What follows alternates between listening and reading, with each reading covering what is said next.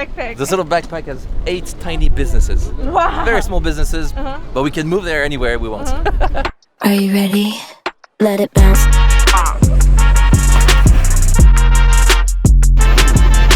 Focus is overrated.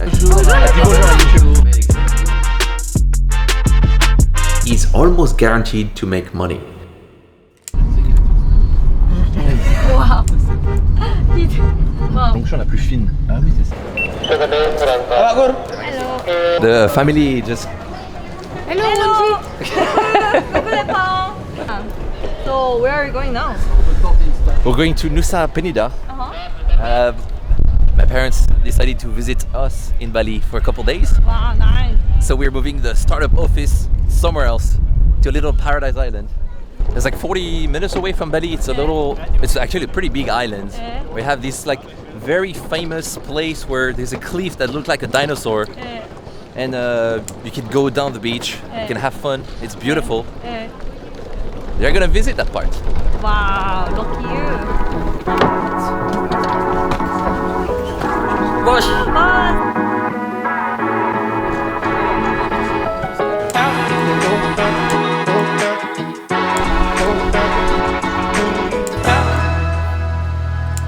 So I'm working on this new software. I launched it a week ago. It's called DataFast, and it already has 300 in monthly recurring revenue as well as 13% of churn rate, which is not really good.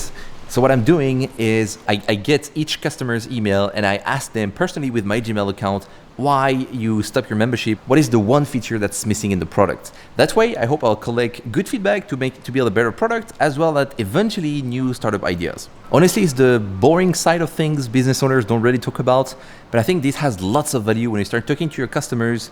They see the email of the person who created the product they used, and they are usually providing really good feedback. And I believe if I keep listening to them, eventually I'll land on $1 million software.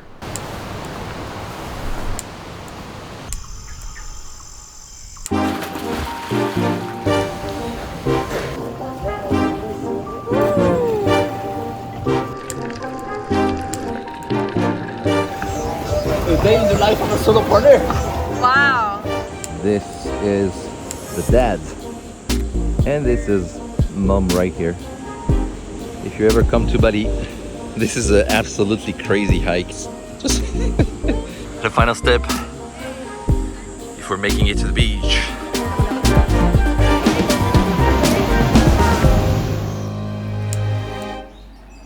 Like, I think focus is overrated. I think I've focused 2 times in my life, and every time I burned out, because when you focus on something, you put on the time, you put on the work, you have expectations. And then after 3 months, if you have no results, you just burn out. So I never focus on any product unless there's a clear market fit. Then I spend all my time on it because I know there's a proof, which was the case for ShipFast. On the other side, if you don't focus on something and you keep building little bricks here and there, you have less expectation for one product. And then your head is, you zoom out from the product, and instead of like making indie page the perfect link in bio for entrepreneurs by adding more features, I'm more like, yeah, let's tweet about this, let's tweet about that.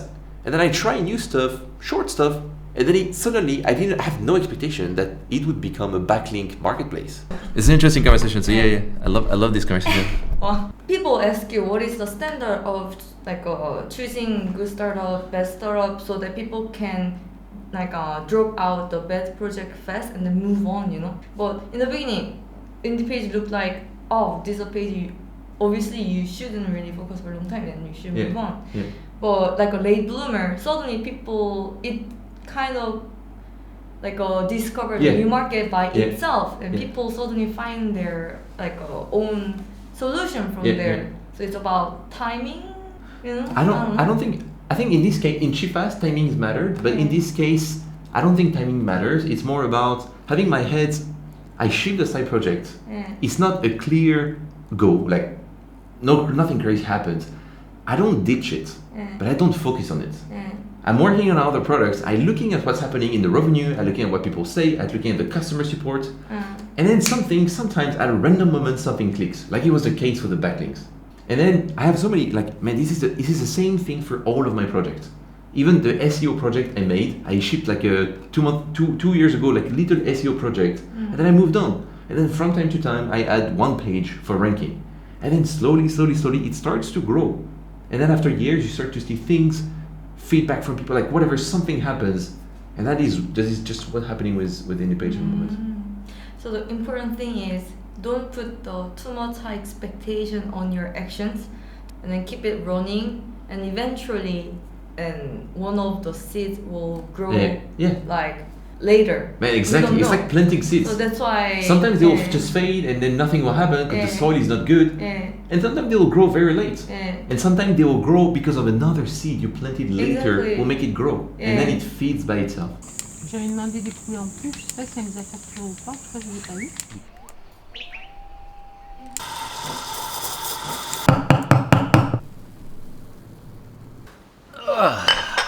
On the ferry back home, I was checking my phone, some YouTube comments, and I see this question popping all the time about how to find startup ideas. And now it's kind of easy for me to find startup ideas because I have like built 25 websites, so problems happen all the times. And when there's a problem, there's a solution, there's a great startup idea. But the thing is, when I got started, I had zero business idea that I could build because I had no problems. And I was looking for this creative idea that would be promising and eventually make money, but I couldn't come up with any. But I found the easiest way to come up with an idea that is almost guaranteed to make money. There are already existing markets, there are existing problems, and there are existing solutions for those problems. People are already paying for that. So the money is already flowing. There is no need to come up with a new creative idea. Sometimes the easiest way is to just replicate something that is already working and make your own version out of it. My 25th startup, DataFast, is just web analytics, nothing special. But the market is here, people are already paying for these kind of tools. So if you're just getting started and you're looking for an idea to build, copy an existing problem. Find something where people are already paying money for, and make your own version of what you think the solution should be. Add your touch, add your signature. Make it playful, make it super easy to use, add some stuff that were not there already, but make sure you focus on a problem that exists already and that people are already paying for it. That makes me think I have tons of work to finish before the week ends, and so it's time to go back to work.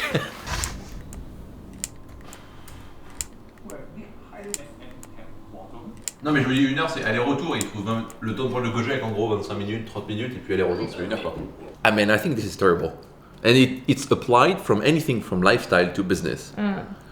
There's people who don't want to change. And then they feel bad when someone is trying to do a different way.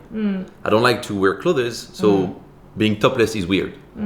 Or I'm learning how to code and there is this software engineer who's been here in the industry for 10 years and he's telling me, you have to use this framework. I'm like, yeah, but this one looks like much simpler. No, you have to use this framework. There's this really sense of like, this is the way things should be done, and if you don't do that, then you're wrong. And when you're getting started, you don't have a confidence, so you don't question that. And if you do, you still feel bad because in the end you don't have a foundation, so you're not sure, and you easily lose your confidence, which is everything. At the beginning when you start, you need the confidence, right? Because that's how you keep going. Working from home, sleeping 9 hours a night. I would never believe it because I believed what I saw on social media. And somehow by finding this little success, I started to follow my own way. And I realized everything I've seen, maybe it works for some others, but it doesn't work for me. And I wish I knew that earlier so I didn't have to play the game that they've, set up. And that goes for, again, like whether it's like daily habits about sleep and not working too hard, or it's about using this special new framework that the JavaScript engineer should all be using. And it's all bullshit, man. Yeah. Sometimes I wish I would be back in time and see 21 years old Mark and just tell him, come on, bro, just keep doing what you're doing. Like, don't try to change. Don't try to please someone. Don't try to follow someone. Just keep doing your own way. If you have this stupid idea, follow it. If you don't want to wear a t-shirt, don't wear t-shirts. And who cares who says what?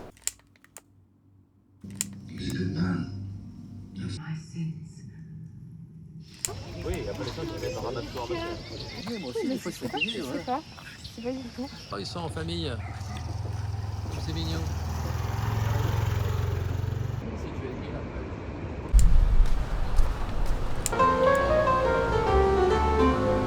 So, my parents are visiting us in Bali, and since they've been hosting me for 20 years of their life, I want to kind of give back, and we're inviting them to beautiful restaurants. Hello Wenji. Ah mais Wenji a mis Wonji, la belle tenue. very beautiful. Merci. Tiens, bah, ça va. Thank you so much. Terima kasih banyak. I think I can eat this. Make a wish. What is your wish? Finish that $1 million SaaS.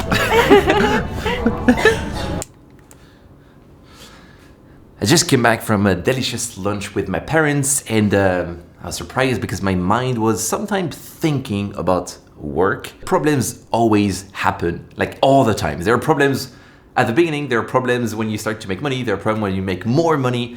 I think learning how to deal with problems is it's a very important skill to master if you don't want this like entrepreneurship thing eating every part of your life. That's something I wish I knew when I started the journey. I hope that's a little helpful here. And at the same time, one of my other business is on track to make $10,000 this month. This is crazy because it's running 100% on autopilot. It's still early, but I'll keep you posted in the next video. My favorite. Cheers.